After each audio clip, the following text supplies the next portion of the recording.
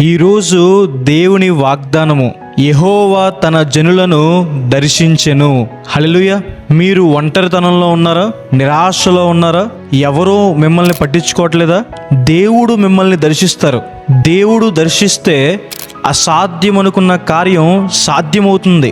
దేవుడు అబ్రహాముని, శారాను దర్శించి వారి వృద్ధాప్యంలో అబ్రహాము గారికి 100 సంవత్సరాలు, శారా గారికి 90 సంవత్సరాలు ఉన్నప్పుడు వారికి ఇస్సాకు అనే కుమారుణ్ణి అనుగ్రహించారు.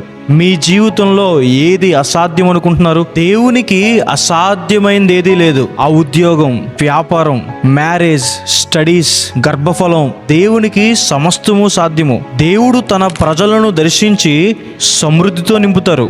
కరువు అనుభవిస్తున్న బెత్లెహేముని దేవుడు దర్శించి సమృద్ధితో నింపారు. మీకు దేవుడు అన్ని విషయాల్లో సమృద్ధి ఇస్తారు.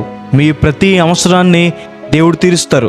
దేవుడు ఐగుప్తు బంధకాల్లో ఉన్న ఇశ్రాయేలు ప్రజలను దర్శించి వారిని విడిపించారు. ఈరోజు మీరు ఏ బంధకాల్లో ఉన్నా, పాప బంధకాలు, అప్పుల భారం, ఇంకే విషయంలో మీరు నలిగిపోతున్నా, దేవుడు తన బాహుబలము చేత మిమ్మల్ని విడిపిస్తారు.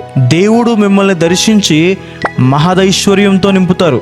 మీరు చేసే పనులు, ప్రయత్నాలు, మీకున్నదాన్ని దేవుడు ఆశీర్వదించి ఐశ్వర్యాన్ని ఇస్తారు.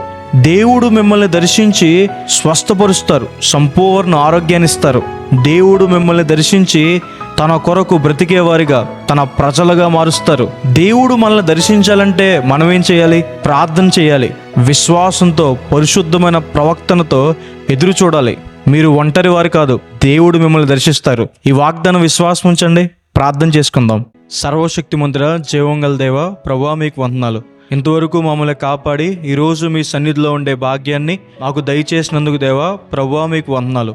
ప్రియులు ఎంతమంది అయితే ఈ ప్రార్థనలు ఏకీవిస్తున్నారో ప్రభువా, వారిని జ్ఞాపకం చేసుకోండి అయ్యా. వారి కష్టం మీకు తెలుసయ్యా, వారి కన్నీరు మీకు తెలుసు, వారి పోరాటాలు, ఒంటరితనం మీకు తెలుసు. యెహోవా తన ప్రజలను దర్శించును అని సెలవిచ్చిన రీతిగా ప్రభువా, ఈ ప్రార్థనలు ఏకీవిస్తున్న వారిని ప్రభువా మీరు దర్శించి వారి జీవితంలో అసాధ్యము అనుకున్న కార్యాలు సాధ్యపరచండి అయ్యా. జాబ్ విషయంలో కానీ, బిజినెస్ విషయంలో కానీ, గర్భఫల విషయంలో కానీ, మ్యారేజ్ విషయంలో కానీ, ఇంటి విషయంలో కానీ వారి కార్యాలు సఫలం చేయండి అయ్యా.